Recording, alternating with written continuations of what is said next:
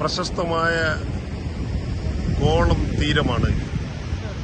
വിനോദസഞ്ചാരികൾക്ക് ഏറ്റവും പ്രിയങ്കരമായ ഈ കോവളം തീരത്ത് ഇപ്പോൾ മൺസൂണിന്റെ കടലേറ്റമുണ്ട്.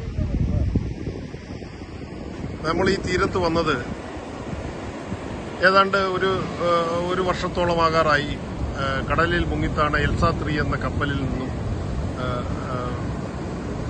കണ്ടെയ്നറുകളിൽ നിന്നും ഒഴുകി പരന്ന പ്ലാസ്റ്റിക് പെല്ലറ്റുകൾ ഈ തീരം നിറയെയുണ്ട്. ഇത് മുഴുവൻ മാറ്റി എന്ന് പറയുന്നെങ്കിലും ഈ തീരത്ത് ഈ പ്ലാസ്റ്റിക് പെല്ലറ്റുകൾ നമുക്ക് കാണാം.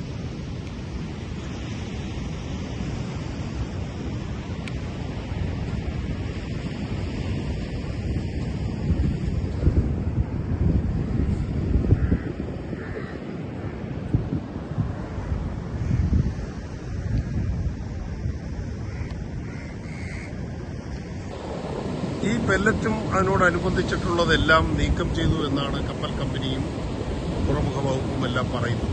പക്ഷേ കടലിൽ ഇപ്പോഴും ഈ കപ്പലിൽ നിന്നും പുറത്തേക്ക് വന്നുകൊണ്ടിരിക്കുന്നത് ഇതുപോലെയുള്ള സാധനങ്ങളാണ്. ഏതാണ്ട് 350ഓളം കണ്ടെയ്നറുകൾ മുങ്ങിത്താഴ്ന്നിരിക്കുന്ന കപ്പലിൽ ഉണ്ട്.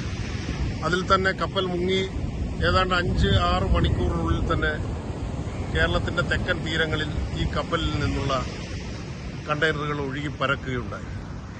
കപ്പലുകൾ ഈ തീരത്തിന് ഇവിടുത്തെ പരമ്പരാഗത മത്സ്യത്തൊഴിലാളികൾക്കും യന്ത്രവൽകൃത മത്സ്യത്തൊഴിലാളികൾക്കും ഗുരുതരമായ ഒരു ഭീഷണി തന്നെയാണ്. അപ്പോൾ അതിന്റെ യഥാർത്ഥമായ ഭവിഷ്യത്ത് എൽസ 3യുടെ ഈ ദുരന്തത്തോടൊപ്പം എൽസ 3യിൽ നിന്നും ഈ തീരം അനുഭവിച്ചുകൊണ്ടിരിക്കുകയാണ്. മുങ്ങി താഴ്ന്ന കപ്പലിൽ നിന്നുള്ള എണ്ണകൾ, കെമിക്കലുകൾ ഇതെല്ലാം നീക്കം ചെയ്തു എന്നാണ് കപ്പൽ കമ്പനിയും ഷിപ്പിംഗ് മന്ത്രാലയം എല്ലാം അഭിപ്രായപ്പെടുന്നു. എന്നാൽ യഥാർത്ഥത്തിൽ ഇതൊന്നും നീക്കം ചെയ്തതായിട്ട് യാതൊരു രേഖകളുമില്ല. നമ്മൾ ദൂരെ കടലിൽ കാണുന്നത് കൊല്ലം തീരത്ത് കപ്പലിടിച്ച് ഒരു ബോട്ട് തകർന്ന് ആ ബോട്ടിനെ തകർത്ത കപ്പലാണ്. അത് അറസ്റ്റ് ചെയ്ത് ഇവിടെ ഈ വിഴിഞ്ഞം തീരത്ത് അതിന് തൊട്ടടുത്തായിട്ട് കോവളത്തിന് പടിഞ്ഞാറായിട്ട് നങ്കൂരമിട്ടിരിക്കുകയാണ്.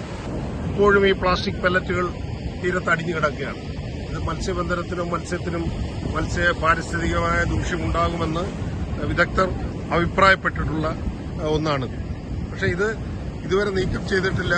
അതുപോലെ കടലിലെ അതിനുള്ളിലെ കെമിക്കലുകളും മറ്റും നീക്കം ചെയ്തിട്ടില്ല. മറ്റൊന്നുള്ളത് ഈ കപ്പൽ തന്നെ കടലിന്റെ അടിത്തട്ടിൽ നിന്നും നീക്കുക എന്നുള്ള പ്രവൃത്തിയാണ്. അപ്പോൾ അത് നമ്മൾ കേരളത്തിന്റെ ഭരണാധികാരികളോട് ചോദിച്ചപ്പോൾ, മാരിടൈമിന്റെ അവരോട് ചോദിച്ചപ്പോൾ അവർ പറയുന്നത് കേന്ദ്ര മന്ത്രാലയത്തിന്റെ ഉത്തരവാദിത്വമാണ്. എന്നാൽ കേന്ദ്രം പറയുന്നത് ഇത് കപ്പൽ കമ്പനി ആണ് അതിന്റെ കാര്യങ്ങൾ ചെയ്യേണ്ടത്. പക്ഷേ ഇത് ആരും അങ്ങോട്ടും ഇങ്ങോട്ടും തൊടാതെ ഇത് ഈ കപ്പൽ കടലിന്റെ അടിത്തട്ടിൽ തന്നെ ഇപ്പോഴും കിടക്കുകയാണ്.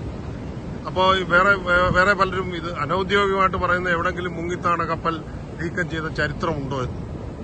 അപ്പോൾ ഇത് ആജീവനാന്തം ഈ കടലിന്റെ അടിത്തട്ടിൽ തന്നെ ഇരിക്കുകയും ഇതിൽ അടങ്ങിയിരിക്കുന്ന കെമിക്കലുകളും മറ്റും തീരദേശത്തും മത്സ്യമേഖലയിലും മത്സ്യസമ്പത്തിനുമൊക്കെ ഭീഷണിയായി തന്നെ തുടരുമെന്ന കാര്യത്തിൽ യാതൊരുവിധ സംശയവുമില്ല.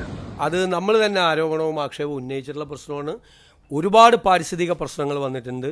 ഒരുപാട് മത്സ്യത്തൊഴിലാളികൾക്ക് നഷ്ടങ്ങളുണ്ടായിട്ടുണ്ട്. നമ്മുടെ പാരിസ്ഥിതികമായിട്ട് ഒരുപാട് ആഘാതം നമ്മളെ ഏൽപ്പിച്ചിട്ടുണ്ട്. അതുകൊണ്ട് അതിനെ തുടർന്ന് അന്നത്തെ ഗവൺമെൻറ് സ്വീകരിച്ച നടപടികൾ മുഴുവൻ ഉറപ്പായി പരിശോധിച്ച് വേണ്ടി വന്നാൽ അഡ്മിറാൽറ്റി സൂട്ട് അമെൻഡ് ചെയ്ത് ഇപ്പോൾ ഫയൽ ചെയ്തേക്കുന്ന അഡ്മിറാൽറ്റി സൂട്ട് അത് തന്നെ അന്നത്തെ പ്രതിപക്ഷത്തിൻ്റെ കൂടെ സമ്മർദ്ദം കൊണ്ടാണ് ഈ അഡ്മിറാൽറ്റി സൂട്ട് തന്നെ ഫയൽ ചെയ്ത് മടിയായിരുന്നു ചെയ്യാൻ വേണ്ടിയിട്ട്. എന്താണെന്ന് എനിക്കിപ്പോഴും അറിയില്ല. അതൊന്നുകൂടി ഗൗരവമായി പരിശോധിച്ച് ഇപ്പോൾ ഉണ്ടായിരിക്കുന്ന ഈ പാരിസ്ഥിതിക ദുരന്തങ്ങൾ കൂടി അതിനകത്ത് ആ സൂട്ട് പരിശോധിച്ച സൂട്ടിലില്ലെങ്കിൽ ആ സൂട്ട് അനുമതിയോടുകൂടി കൺസേൺഡ് ആയിട്ടുള്ള അതോറിറ്റിയുടെ അനുമതിയോടുകൂടി അതുകൂടി അമെൻഡ് ചെയ്ത് വളരെ ഗൗരവത്തോടുകൂടി ആ വിഷയം കൈകാര്യം ചെയ്യും.